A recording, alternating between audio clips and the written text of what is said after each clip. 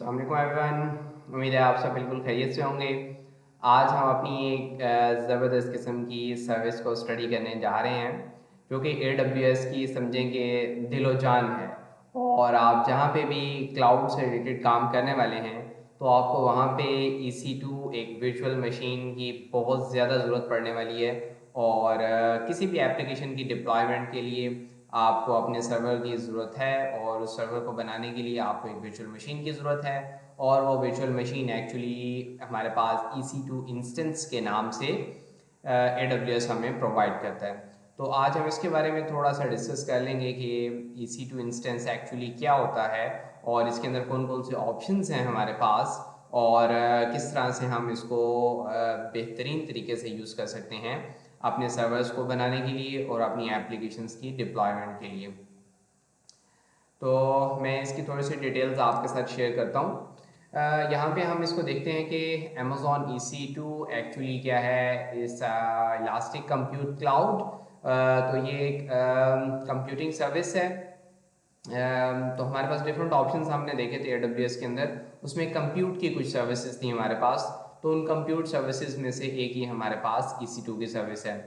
It's providing the secure and scalable compute capacity in the AWS cloud. It falls under the category of infrastructure as a service.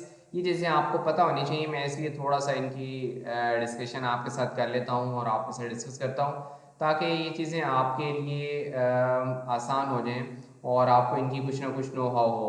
वरना काफ़ी सारे ऐसे cloud engineers हैं जिनको इन चीज़ों का पता है पहले से, और ऐसे IT और CS के ग्रेजुएट्स हैं उनको भी इन चीज़ों का काफ़ी आइडिया है चाहे वो क्लाउड कंप्यूटिंग का सब्जेक्ट पढ़ते हैं।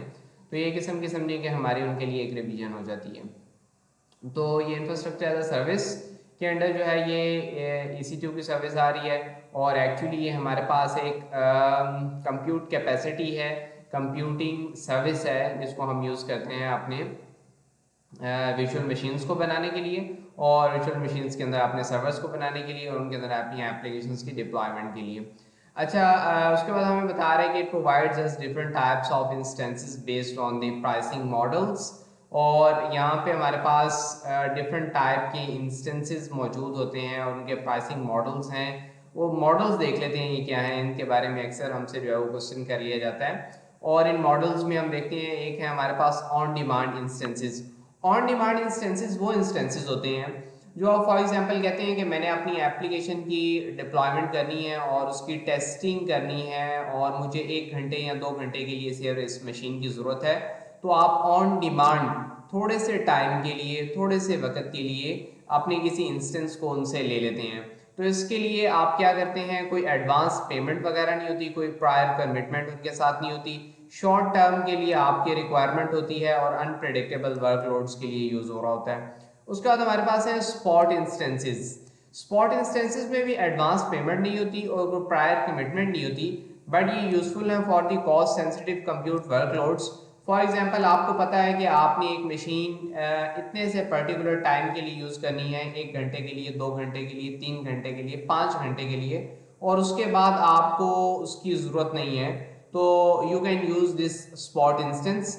और इस स्पॉट इंस्टेंस में एक्चुअली ये होता है कि अगर आपको ज़रूरत है किसी इंस्टेंस की थोड़ी देर के लिए तो आपने उसको अपने लिए परचेज कर लिया एज अ स्पॉट इंस्टेंस। और अगर उस टाइम पे अगर किसी और बंदे को उसकी ज़रूरत पड़ गई और उन्होंने उस इंस्टेंस के पैसे आपसे ज़्यादा पे कर दिए AWS वालों को, तो then you have to lose this instance और आपको इसे छोड़ना पड़ेगा और वो जिसने ज़्यादा पैसे पे कर दिए हैं वो उसके पास स्पॉट इंस्टेंस चला जाएगा। सो ये हमारे पास स्पॉट इंस्टेंस का छोटा सा कॉन्सेप्ट है। उसके बाद रिजर्व्ड इंस्टेंसेस होते हैं। They are used for the long running workloads and unpredictable usage and offer to use from no upfront, partial upfront and upfront. अच्छा, इसमें ना हमारे पास अपफ्रंट कॉस्ट होती है, मतलब फॉर एग्जांपल आपने अपने लिए कोई चीज़ रिजर्व करवा ली है तो आप उसके लिए पहले से कॉस्ट दे देंगे कि अच्छा इसके लिए इतनी कॉस्ट बनेगी, 3 दिन के लिए मुझे चाहिए मशीन, तो 3 दिन के लिए इतनी कॉस्ट इसकी मैं पहले से पे कर देता हूँ। अच्छा, पार्शियल अपफ्रंट का मतलब ये है कि मैं थोड़ी सी कॉस्ट अभी पे कर देता हूँ और थोड़ी सी हाफ जो है वो मैं बाद में पे कर दूंगा। और ऑल दी अपफ्रंट कॉस्ट ये है, ये आप सारी की सारी कॉस्ट पहले से इनको जो है वो पे कर दें। So you have all three options, no upfront, partial upfront and all the upfront. अच्छा जी, उसके बाद रिजर्व इंस्टेंसेस हमने देख लिए जिनको हम रिजर्व करवा लेते हैं अपने लिए, और उनके लिए कॉस्ट वगैरह जो है हम पहले से दे सकते हैं, नहीं भी दे सकते और थोड़ी सी भी दे सकते हैं। उसके बाद है हमारे पास डेडिकेटेड इंस्टेंसेस। ये ऐसे इंस्टेंसेस हैं which run on a hardware dedicated to a single user और other customers can not share the hardware. ये आपके लिए डेडिकेट हो जाते हैं ये इंस्टेंसेस, और इनको कोई और बंदा जो है वो उस टाइम में यूज़ नहीं कर सकता जब तक आपकी तरफ से ये बिल्कुल फ्री ना हो जाए। अच्छा, उसके बाद डेडिकेटेड होस्ट होते हैं। A whole physical server with an EC2 instance is allocated to an organization. आपकी एक पूरी की पूरी ऑर्गेनाइजेशन है और आपको एक वर्चुअल मशीन नहीं चाहिए, आपको 10 वर्चुअल मशीन चाहिए, आपको 20 वर्चुअल मशीन चाहिए। तो आप क्या करते हैं कि पूरे का पूरा एक फिजिकल सर्वर जो है वो अपने लिए एलोकेट करवा लेते हैं और उसके अंदर जितने EC2 इंस्टेंसेस होते हैं they all belong to your organization. अच्छा जी, इसमें हम कुछ और चीज़ें देख लेते हैं क्या है। It provides different compute platforms and instances type based on price, CPU, operating system, storage, networking, and each instance type consists of one more instance size. अच्छा जी, ये इसके बारे में थोड़ा सा आपको बता देता हूँ, एक्सप्लेन करते हैं।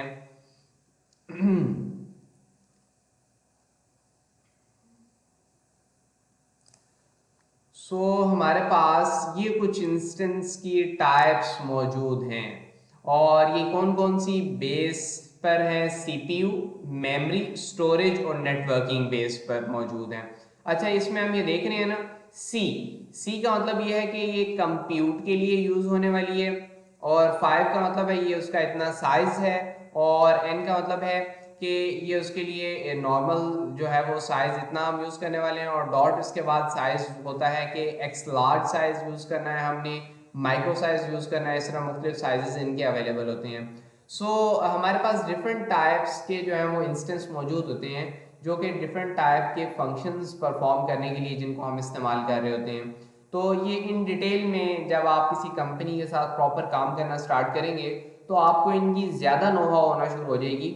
अच्छा, मुझे कौन से टाइप का इंस्टेंस इस वक्त जो है वो इस्तेमाल करना चाहिए और उसके पैसे कम से कम हमें पे करने पड़ेंगे और वो हमारे लिए सबसे ज़्यादा सूटेबल है।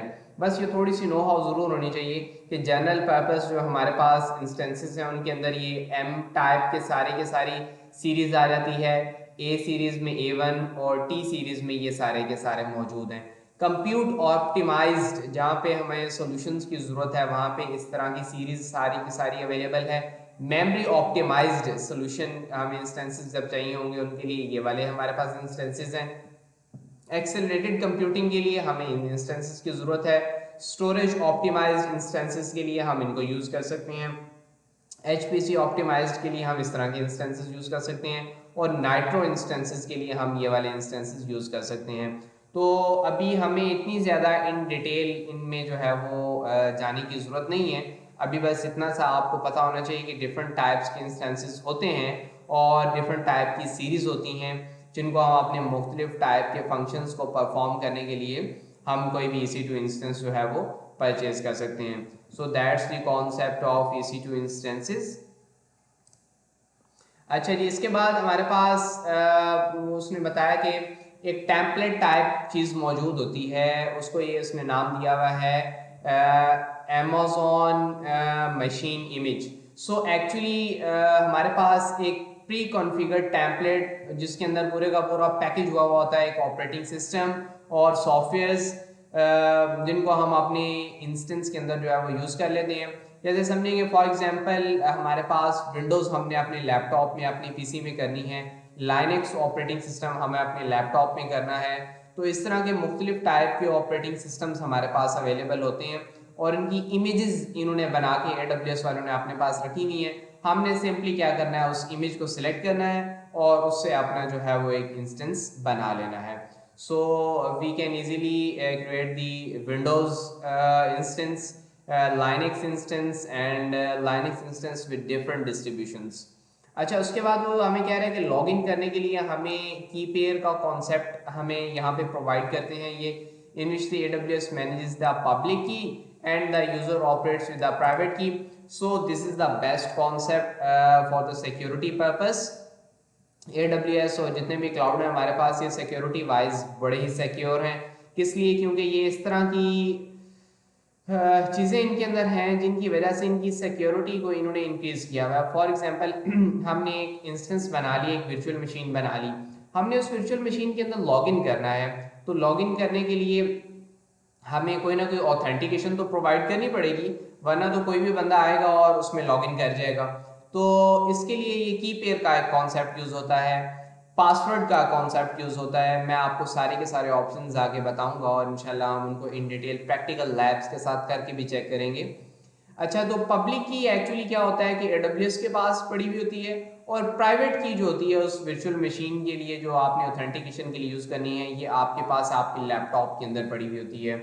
सो इसमें ये भी आपने याद रखना है, जब भी किसी के साथ आपने कोई की शेयर करनी है तो आपने हमेशा पब्लिक की शेयर करनी है, प्राइवेट की कभी भी शेयर नहीं करनी। सो दिस इज सिक्योरिटी मेजर, इसको हमें लाजमी अपने सामने रखना है। अच्छा, उसमें हमारे पास आगे वो बता रहा है कुछ firewalls like security bye specifying the IP ranges, type protocols, TCP port range, जिसमें हमारे पास 22, 25, 443 यूजिंग सिक्योरिटी ग्रुप्स, इस तरह की फायरवॉल्स मौजूद होती हैं। अच्छा, उसके बाद वो हमें बता रहा है जी टेम्परेरी स्टोरेज वॉल्यूम्स, जिनको हम इंस्टेंट स्टोर वॉल्यूम्स कहते हैं, इसका ऑप्शन होता है हमारे पास।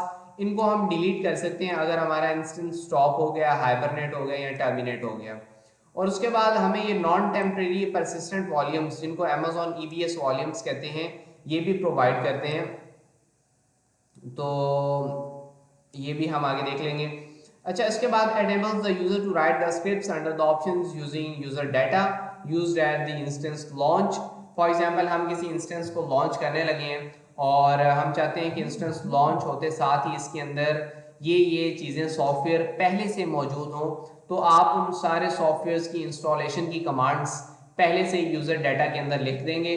जैसे ही आपका इंस्टेंस बनेगा और आपके सॉफ्टवेयर भी साथ ही इंस्टॉल हुए हुए होंगे और आप उन सॉफ्टवेयर्स को डायरेक्टली यूज़ करना शुरू कर देंगे।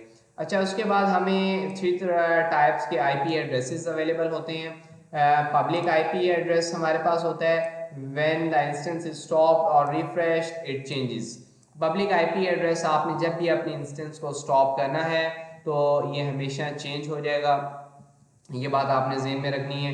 प्राइवेट IP एड्रेस जो होता है ये हमेशा वैसे का वैसे रहता है, ये चेंज नहीं होता। आप हालांकि EC2 मशीन को स्टॉप भी कर देते हैं फिर भी नहीं होता।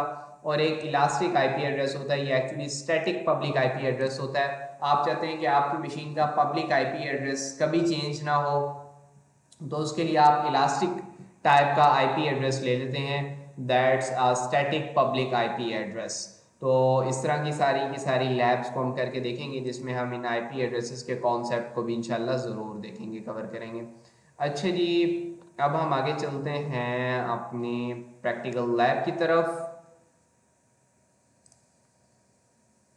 सो I am showing you the architecture diagram. जिस आर्किटेक्चर डायग्राम को अभी हमने जो है वो इम्प्लीमेंट करके इसकी सारी डिटेल्स देखनी है और ये आपके बहुत ही ज़्यादा काम आने वाली है। इसको आपने बहुत ही गौर से देखना है और ख़ुद से अच्छे से इसकी प्रैक्टिस भी करनी है।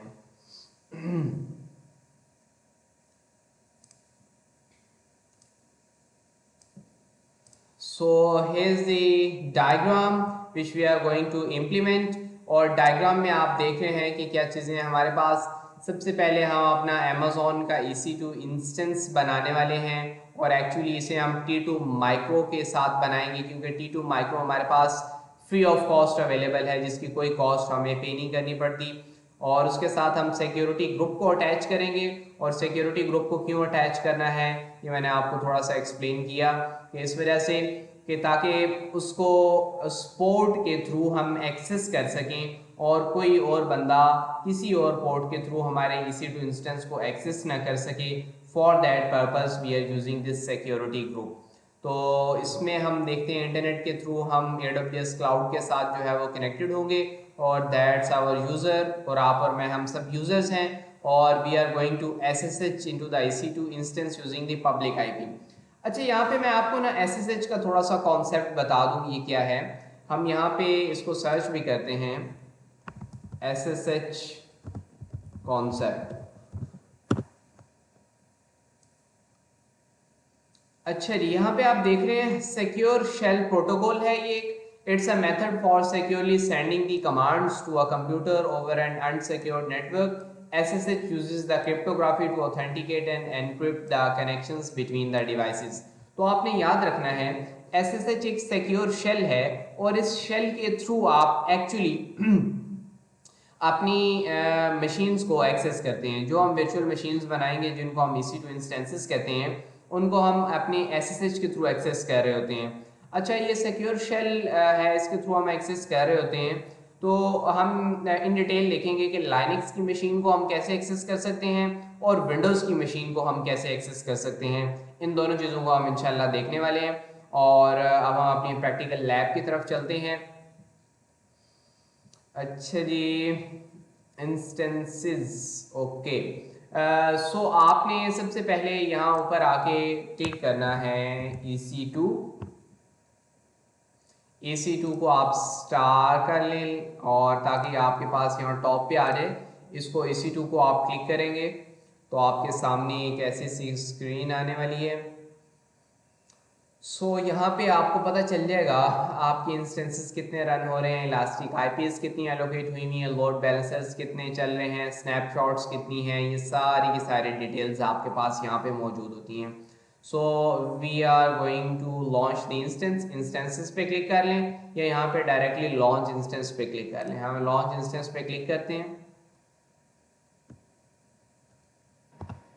यहाँ पे हम अपने सर्वर का, अपनी वर्चुअल मशीन का, अपनी EC2 इंस्टेंस का नाम लिख लेते हैं, EC2 सर्वर। अच्छा जी, अब हम यहाँ पे और देखते जाते हैं कौन कौन से ऑप्शंस हैं हमारे पास, उनको हम एक्सप्लोर करते हैं। ये देखें आप, यहाँ पे हमारे पास ऑप्शन है एप्लीकेशन एंड OS इमेजेस। इसमें ये हमें बता रहा है कि अमेज़ॉन मशीन इमेज AMIs हमारे पास पड़ी हुई हैं। इनमें से आप कोई भी यूज़ कर सकते हैं। फॉर एग्ज़ाम्पल हम अमेज़ॉन लाइनक्स इसी को अगर यूज़ कर लेते हैं, ओके फाइन। उसमें वो हमें बता रहे हैं Amazon Linux 2023 AMI free tyre available है, ओके फाइन, हम इसी को ले लेते हैं। और उसके बाद आर्किटेक्चर कौन सा वो हमें कह रहा है, हम कह रहे हैं यही बिल्कुल ठीक है।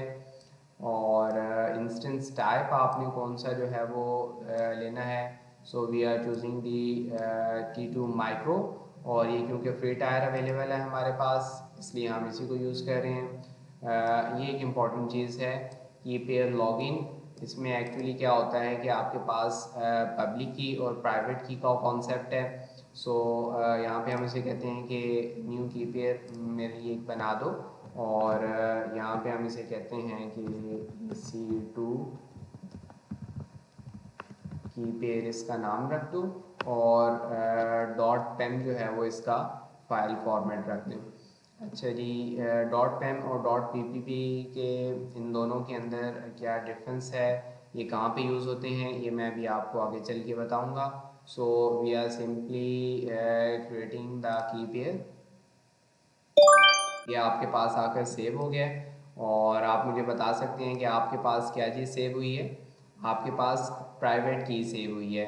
AWS के पास क्या सेव हुआ है, AWS के पास पब्लिक की सेव हुई है। अच्छा, उसके बाद हमें कह रहे हैं कि क्रिएट द सिक्योरिटी ग्रुप, और सिक्योरिटी ग्रुप में आप सिर्फ कह रहे हैं कि SSH वाली जो ट्रैफिक है उसको सिर्फ इस मशीन के अंदर आप अलाउ करें। तो मैं कहता हूँ बिल्कुल ठीक है, मुझे अभी सिर्फ इसकी ज़रूरत है। अब ये देखें HTTPS की ट्रैफिक हमें जब इंटरनेट से चाहिए होगी, HTTP की ट्रैफिक हमें इंटरनेट से चाहिए होगी, तो हम सिंपली जो है वो इनको भी अलाउ कर लेंगे, इन पोर्ट्स को भी ओपन कर लेंगे। That's the concept. और ये इसकी आपको समझ आ गई होगी कि हमें SSH के थ्रू एक्चुअली इस मशीन के अंदर लॉगिन करना है, और ये एक लाइनक्स मशीन है इसलिए हमें जो है वो इसकी पोर्ट की ज़रूरत है, और SSH जो है वो सिक्योर शेल के थ्रू हम इसको लॉगिन करते हैं। ये कॉन्सेप्ट मैं थोड़ा सा आपको पहले बता चुका हूँ।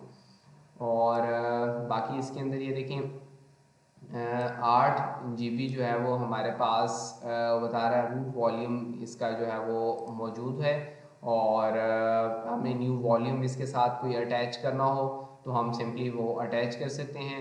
और फ्री टायर के अंदर वो हमें बता रहा है जी can get up to 30 GB of EPS, general purpose SSD और मैग्नेटिक स्टोरेज, ये ऑप्शन भी हमारे पास अवेलेबल है। अच्छा, इसमें एडवांस डिटेल्स में अगर हम चले जाएं तो एडवांस डिटेल्स में हमारे पास ये लास्ट के ऊपर ये ऑप्शन है यूज़र डाटा। यूज़र डाटा में हम खुद भी अपनी कमांड्स लिख सकते हैं, जो हम चाहते हैं कि हमारी वर्चुअल मशीन बने तो ये कमांड्स भी ऑटोमेटिकली साथ रन हो जाएं। और सिंपली हमारे पास एक फ़ाइल के अंदर अगर वो कमांड्स पड़ी हुई हैं, कोई नोटपैड फाइल है, तो हम सिंपली यहाँ से चूज़ फाइल करके उस फाइल को अपलोड कर देंगे। तो एक्चुअली उस फाइल के अंदर जितनी भी कमांड्स हैं वो सारी की सारी आपकी मशीन बनने के साथ साथ चल जाएंगी। So we are going to launch our instance.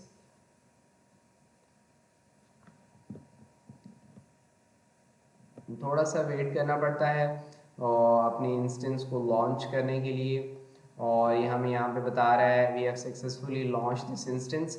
आप सिंपली इस पर क्लिक कर लें।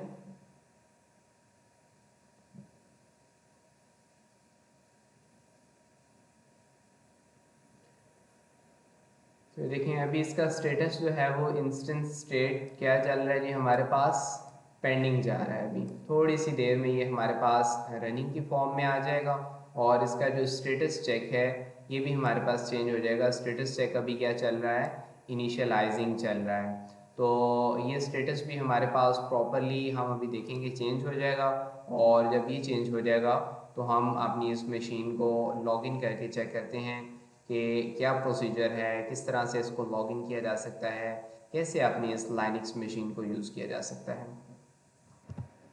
अच्छा जी, ये देखिए अब हमारा स्टेटस चेंज हो गया और हमारा स्टेटस चेंज हो गया 2/2 चेक्स पास्ट इस तरह से बन गया है। सो अभी हमारा सर्वर बिल्कुल रेडी है कि हम इसे यूज़ कर सकें। आप सिंपली इसे ऐसे जो है वो क्लिक करें और कनेक्ट पर आ जाएं। आप कनेक्ट पर आकर देखें हमारे पास डिफरेंट ऑप्शंस हैं। इंस्टेंस कनेक्ट हमने अगर करना हो एज EC2 यूज़र, तो इसके लिए हमें वो कह रहा है कि डायरेक्टली आप कनेक्ट पे क्लिक करें तो हम आपको ब्राउज़र बेस्ड क्लाइंट के थ्रू जो है डायरेक्टली यहाँ पे आपके सर्वर के साथ कनेक्ट करवा देंगे। तो मैं कहता हूँ चलें इसको ही कनेक्ट करके ब्राउज़र बेस्ड कनेक्शन चेक कर लेते हैं ये किस तरह से होता है हमारे पास।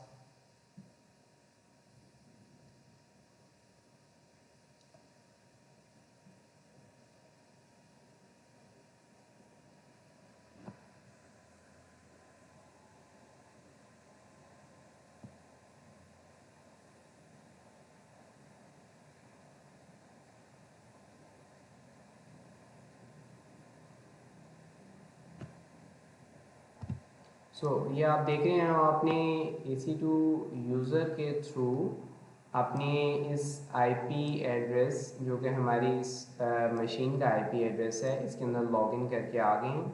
और इसमें आप लाइनक्स की कमांड्स हम उनको यूज़ कर सकते हैं। फॉर एग्जांपल एक कमांड है हमारे पास pwd, हम इसको यूज़ करते हैं। तो ये देखिए हमारे पास आ रहा है होम ऑफ EC2 यूज़र, इस लोकेशन के ऊपर आप इस वक्त बैठे हुए हैं। तो आपको इस वक्त ये नज़र आ रहा है, मैं इसे बोल्ड कर देता हूँ। pwd मैंने जो है वो ये वाली कमांड लिखी है और इसने हमें जो है वो शो करवाया है होम ऑफ EC2 यूज़र। और इसी तरह हम यहाँ पे अपनी कोई और कमांड लिख लेते हैं, फॉर एग्ज़ाम्पल ls। तो इस जगह पे हमारी कोई भी फाइल्स यहाँ पे मौजूद नहीं है, ls-la, तो ये हमारी कुछ वो फाइल्स वो शो करवा देता है जो इस वक्त हिडन फॉर्म में हमारे पास जो है वो पड़ी होती है। जैसे विंडोज़ के अंदर हमारे पास कुछ हिडन फाइल्स होती हैं, उस तरह से ये हमें जो है वो कुछ चीज़ें शो करा देते हैं। अच्छा जी, उसके बाद हम यहाँ पे कमांड लिखते हैं ipconfig, देखते हैं ये इसमें चलती है। नो if config, देखते हैं। ओके ये कमांड बिल्कुल ठीक चली है इसमें, और यहाँ पे हमारे पास ये देखें ये आईपी एड्रेस इसका ये हमें शो करवा रहा है 172.31.6.61, जो कि एक्चुअली ये देखें हमारे पास यही इसका आईपी एड्रेस है। और ये इसका आईपी एड्रेस कौन सा है आप इस वक्त गौर से देख रहे हैं, ये इसका आईपी एड्रेस हमारे पास प्राइवेट आईपी एड्रेस है। तो हमें इसका कैसे पता चलेगा कि पब्लिक आईपी एड्रेस क्या है और प्राइवेट आईपी एड्रेस क्या है। आप इसको सिंपली ऐसे क्लिक करें तो ये देखें आपके पास यहाँ पे आपको शो करवा रहा है that's your public IP address and that's your private IP address. तो आप देख सकते हैं कि ये वाला जो प्राइवेट आईपी एड्रेस है एग्जैक्टली ये यहाँ पर हमारे पास ये शो करवा रहा है 172.31.6.61। सो आपको इन कमांड्स की नो हाउ है और इंशाल्लाह मैं कुछ ऐसे लेक्चर्स भी प्रोवाइड करूँगा, एक पूरी सीरीज़ बनाऊँगा जिसमें लाइनक्स की डिफरेंट कमांड्स जिसकी आपको क्लाउड और डेवऑप्स इंजीनियर के तौर पे ज़रूरत है वो सारी की सारी मैं एक्सप्लेन कर दूँ और वो आपको पता हो, आप लर्न कर लें उन्हें। अच्छा जी, ये हमने देख लिया कि हम किस तरह से ब्राउज़र बेस्ड जो है वो अपने सर्वर के साथ कनेक्शन बना सकते हैं। अब उसके बाद हम दूसरी तरह से देखते हैं हम कनेक्शन कैसे बना सकते हैं। We can also use this session manager, we can use this SSH client and EC2 serial console. हमारे पास सारे ऑप्शंस हैं। इसमें सबसे बेस्ट और सिक्योर वे हमारे पास कौन से वाला है, SSH क्लाइंट। तो SSH क्लाइंट के थ्रू हमने अगर लॉगिन करना है अपनी मशीन में तो वो हमें कह रहा है ओपन एन SSH क्लाइंट। तो आपके पास SSH क्लाइंट कौन सा है, तो मैं जो SSH क्लाइंट यूज़ कर रहा हूँ आपको रिकमेंड करूँगा वो है पुटी और पुटीजन और एक और हमारे पास है मोबा एक्सटर्म। इनको आप यूज़ करके अपनी EC2 मशीन को हमेशा से लॉगिन किया करें और ये बहुत ही बेस्ट किस्म के SSH क्लाइंट्स हैं, इनके थ्रू आप अपनी मशीन्स के साथ जो है वो कनेक्शन बना सकते हैं। अच्छा जी, SSH क्लाइंट को ओपन करें, हम अपने SSH क्लाइंट को ओपन कर लेते हैं।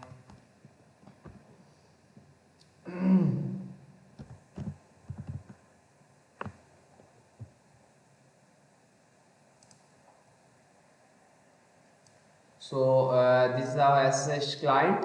अच्छा जी, SSH क्लाइंट को ओपन करने के बाद वो कह रहा है locate your private key file, the key use to launch this instance is EC2 key pair dot pen. अपनी वो वाली फाइल को जो है वो लोकेट करें और फिर वो हमें बता रहा है इस कमांड को रन करें ताकि ये पब्लिकली व्यूएबल ना हो सके। तो chmod 400 और आगे EC2 की पेयर जो हमारा है इसको आप ये वाली कमांड लगाएंगे तो एक्चुअली इससे इसका ये मॉड चेंज हो जाएगा और ये एक्चुअली इसका मॉड सिर्फ इस वक्त जो है वो रीड की परमिशन इसके पास रह जाएगी और कोई परमिशन इसके पास नहीं रहेगी। 400 का मतलब ये है। तो ये मैं आपको सारी की सारी परमिशंस क्या होती हैं किसी फाइल के साथ जिनको हम अटैच करते हैं ताकि उनको सिक्योर बना सकें, ये हम आगे आने वाली क्लासेस के अंदर इन डिटेल जब मैं लाइनक्स की क्लासेस आपके साथ जो है वो किया करूँगा तो मैं आपके साथ इनको शेयर करूँगा। तो हम ये वाला काम आप कर लेते हैं। अच्छा जी, मैं अपनी विंडोज़ इस वक्त यूज़ कर रहा हूँ तो इसके लिए मैं अपनी विंडोज़ के ऊपर WSL के नाम से विंडोज़ सब लेयर सिस्टम एक हमारे पास अवेलेबल होता है, उसको आप लोग अपने स्टोर से डाउनलोड कर सकते हैं। जैसे हम अपनी एप्लीकेशंस को डाउनलोड कर रहे होते हैं अपने मोबाइल के अंदर ना, तो आप अपने अगर लाइनक्स की कमांड्स को विंडोज़ की मशीन के ऊपर यूज़ करना चाहते हैं और प्रैक्टिस करना चाह रहे हैं सो you have the option through this WSL और इस WSL को हम ओपन करते हैं and WSL so it look like this. मैंने इसका फॉन्ट और बैकग्राउंड और इन चीज़ों को थोड़ा सा चेंज किया है। इसमें आप अपनी लाइनक्स की कमांड्स को चला सकते हैं। फॉर एग्जांपल मैंने आपके सामने अभी एक कमांड चलाई थी pwd और इस तरह की और कमांड्स हैं ls -la, इस तरह की डिफरेंट कमांड्स हैं जिनको आप यूज़ कर सकते हैं। अच्छा, आपके पास एक कमांड होती है Ctrl+L, उससे ये सारे का सारा क्लियर हो जाता है। आप सिंपल ऐसे भी लिख सकते हैं क्लियर, तो ये सारी सारी स्क्रीन क्लियर हो जाएगी जितनी आपने कमांड्स चलाई हैं। सो एक्चुअली अब हमें डाउनलोड्स में हमारे पास हमारा की पेयर वाली फाइल पड़ी हुई है उसको एक्सेस करना है। तो आपके पास एक प्रोसीजर है, एक पूरे का पूरा एक पाथ है जिसके थ्रू आप एक्चुअली अपने इन फाइल्स को एक्सेस कर सकते हैं। तो एक्चुअली आपकी जो फाइल है वो डाउनलोड्स के अंदर पड़ी हुई है। तो आप अपने लाइनक्स वाले सिस्टम के अंदर से आपने अब अपने विंडोज़ वाले सिस्टम के अंदर जाना है और वहाँ पे जाके अपनी फाइल को एक्सेस करना है और उसकी इस जो है वो रीड ओनली एक्सेस chmod 400 की कमांड को वहाँ पे रन करना है। सो इसके लिए प्रोसीजर ये है कि चेंज डायरेक्टरी की कमांड आप लगाएं और mnt MNT एक ऐसी जगह है जो आपके पास आपकी विंडोज़ को एक्सेस करवा देती है आपके WSL के थ्रू। अब फॉर एग्जांपल यहाँ पे देखें, हम LS करेंगे तो वो आपको कह रहा है आपकी 2 ड्राइव्स हैं विंडो के अंदर, C और E। आपको पता है हमारा डाउनलोड्स कहाँ पे पड़ा हुआ होता है, तो जाहिर सी बात है हमें C में जाना है, तो हम सिंपली C लिखेंगे और यहाँ पे आकर हम कहते हैं जी CD यूज़र्स, और यूज़र्स में मैं उसे कहता हूँ मुझे बिलाल के पास ले जाएं, और बिलाल में मैं उसे कहता हूँ बिलाल के डाउनलोड्स में ले जाएं, और यहाँ पे जाके मुझे LS-LA, और यहाँ पे हम देख सकेंगे हमारे पास ये हमारी फाइल पड़ी हुई है EC2 keypair.pem के नाम से, और इसकी आप इस वक्त ये देख रहे हैं हमारे पास परमिशंस वगैरह क्या हैं।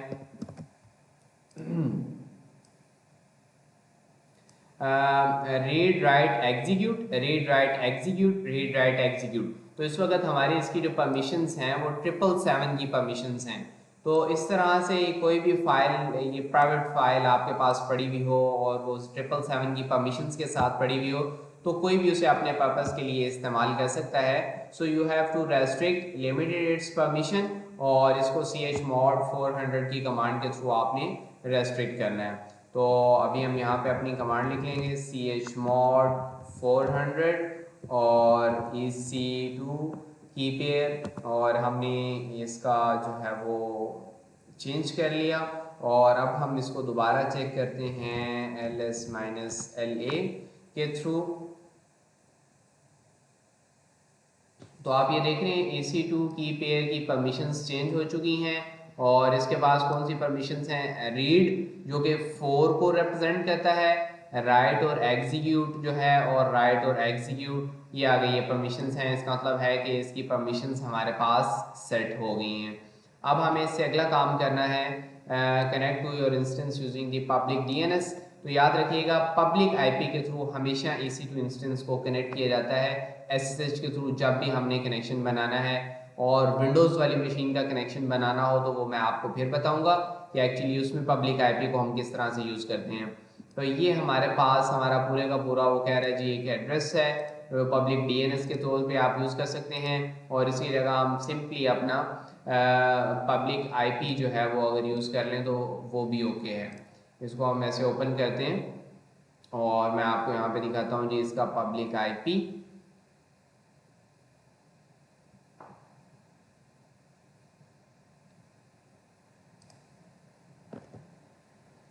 ये है जी हमारे पास इसका ये पब्लिक IP, जिसको हम सिंपली जो है वो यूज़ कर सकते हैं। तो अब हम अपने क्लाइंट को जो है वो यूज़ करने वाले हैं, और ये हमारे पास हमारा क्लाइंट, और यहाँ पे हमें अपना पब्लिक IP देना है। So we are going to copy this.